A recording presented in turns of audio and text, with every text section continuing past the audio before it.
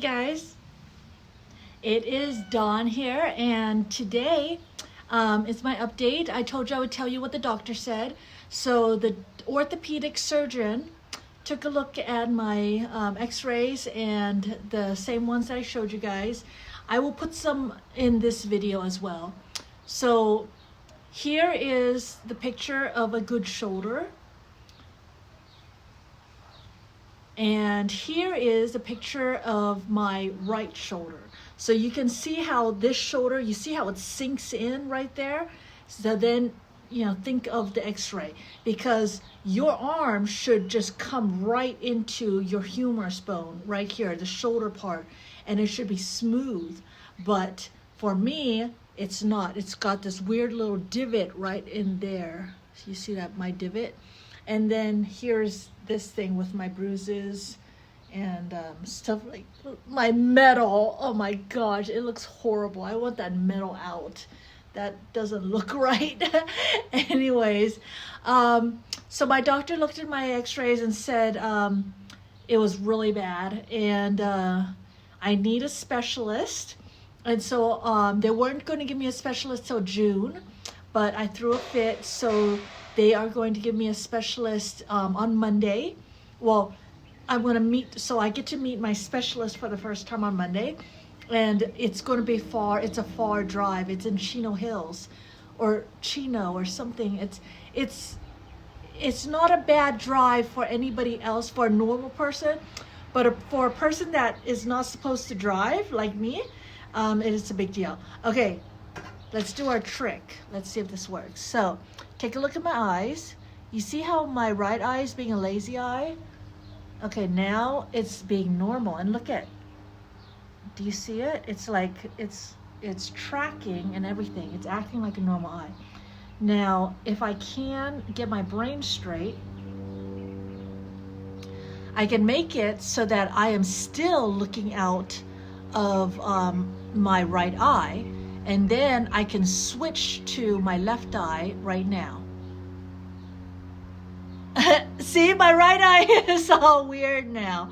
So I'm doing exercises like this, and I'm also doing other exercises. So one thing that everybody says to do is to hold something static in your hand, like a pen, and then look at it and then track it and make your eyes do all of the movements, and do it from left to right, do it up and down, do it while you're walking, while you're trying to balance, you know, like all of these things. And then no one's really talked about switching the eyes, but if I do this exercise and I switch my eye, and then you see how everything's switched now to him? Isn't that weird that I can do that? So maybe if I just keep practicing this and keep practicing making this eye do all the tracking and doing everything, then I don't have a lazy eye anymore if both of them work. Now, I did talk to a PT person who is physical therapy.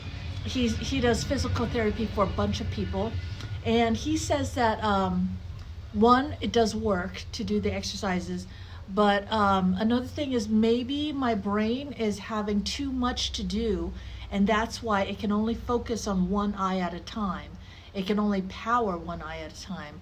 So maybe that's, I don't know. I'll keep doing the exercises for as long as I can, but I swear to God, it is boring and it is annoying, and I don't want to do any of them anymore, but I will. So anyways, these are the exercises that I'm doing for my eyes. If I can get my balance down, then I can ride again and I can do my stuff and I can feel like a real person, because right now, like looking around, I have double vision. I have two separate images in my face right now, and so it makes me stumble. It makes me, you know, it's just not, it's not good at all to have this double vision going on.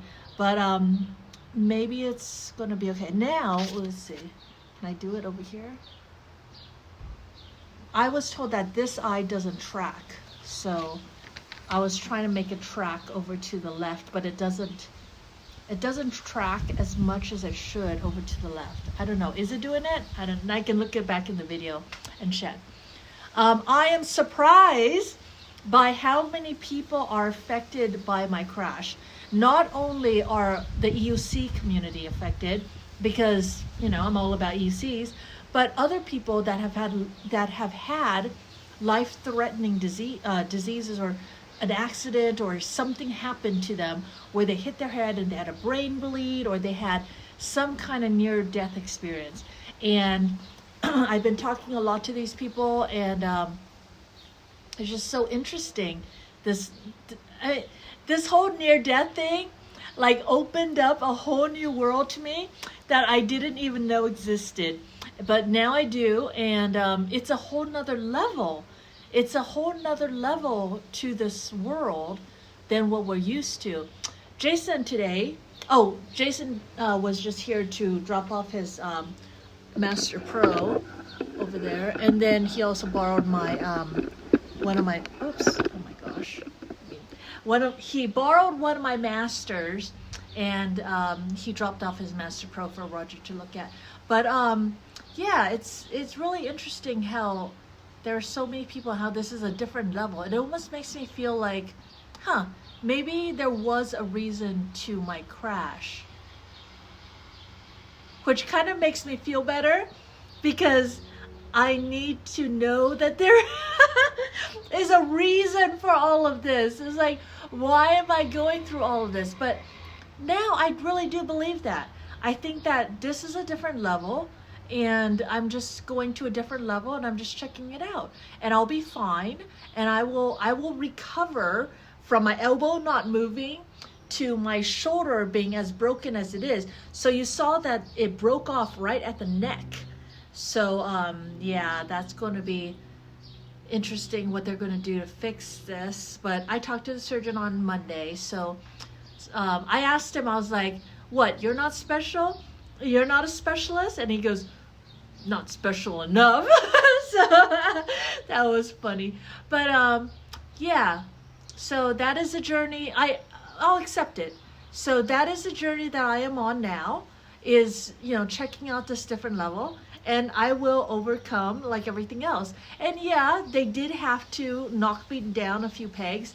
So basically my personality hasn't really changed.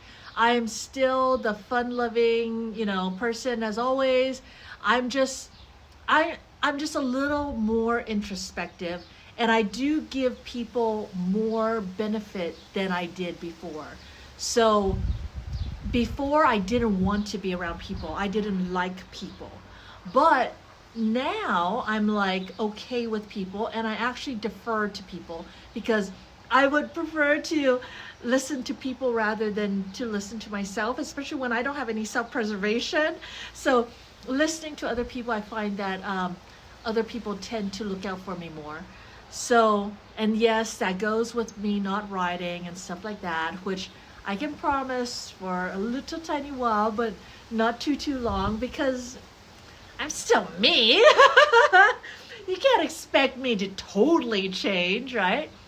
So yeah, it's been very interesting. I guess during the 1 year period of your near-death experience, right? You hear about this introspection, and then I guess a lot of this happens very commonly. A lot of people think things like, well, maybe before I'd never thought about it, and I had all the time in the world, and now I know that I don't have all the time in the world. And so if I want to live it up now. So there is that.